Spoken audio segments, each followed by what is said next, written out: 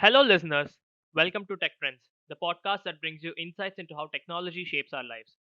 I'm Chirag, and today we are diving into the world of technological determinism in India, with a special focus on social media's impact on the youth. Joining us are Dr. Khushi, a sociologist, and Miss Varuni, a tech entrepreneur and social media expert. Welcome to the show. Thanks for having us, Chirag. It's great to be here. So, Khushi, let's start with you. Could you explain the concept of technological determinism to our audience and how social media is a prevalent example in the context of technological determinism? Yeah, sure. Technological determinism is the theory that a society's technology drives the development of its societal structure and cultural values. In the Indian context, this means looking at how rapid technological advancement is shaping our society. In India, this is evident in the world of social media. Platforms like Facebook, Instagram, and WhatsApp have transformed how the youth communicate, socialize, and consume information. That's a fascinating point. Coming to you, Varuni, from an industry perspective, how do you see this playing out in India? Well, if I talk about that, India's tech scene is booming. We are seeing a digital revolution, especially in mobile technology and internet usage. Social media has become the central hub of interaction for the youth. It's where they form social connections, express themselves, and even they build their careers there, as we see with the rise of influencers and digital entrepreneurs.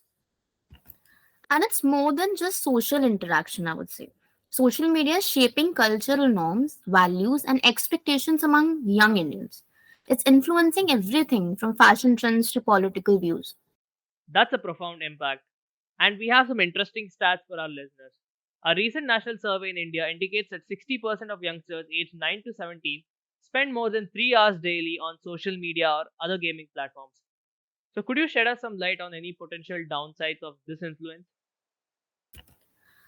Here, while social media has democratized information and provided a platform for voices, it also comes with various issues regarding how one's beliefs are reinforced and, more importantly, privacy concerns.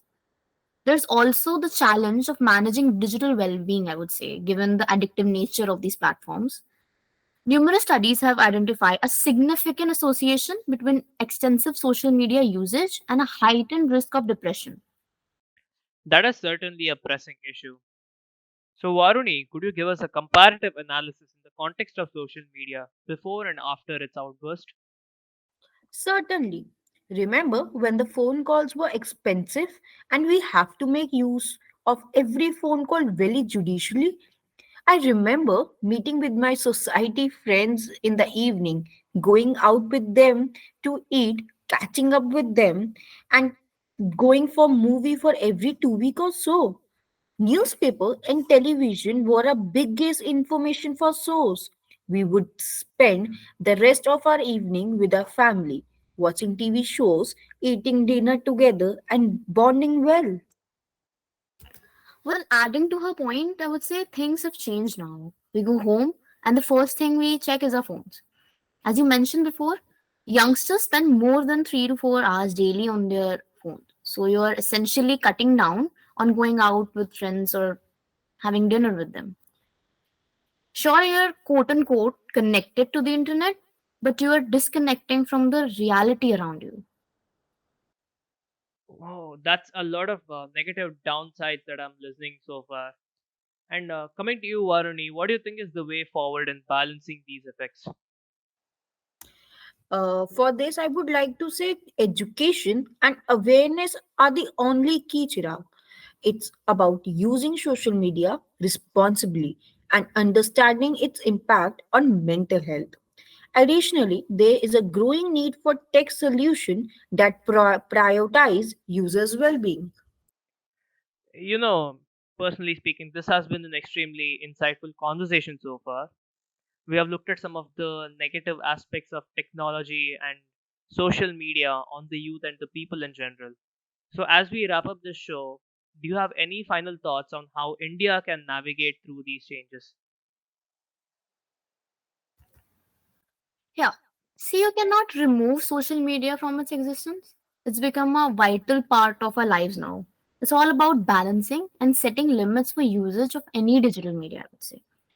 That way, you're ensuring that you are not detached from the environment around you. It is far more important to socialize with actual environment around you than socializing over a screen. I agree with her. And it's about creating a harmony between a physical interaction and a digital interaction. It's about creating a balanced ecosystem. Those were some great points that came out of this conversation. I heartily thank Dr. Khushi and Miss Varuni for joining this discussion. And more importantly, thank you to our listeners for tuning in. With that being said, join us next time on Tech Trends, where we continue to explore the intersection of technology and daily life.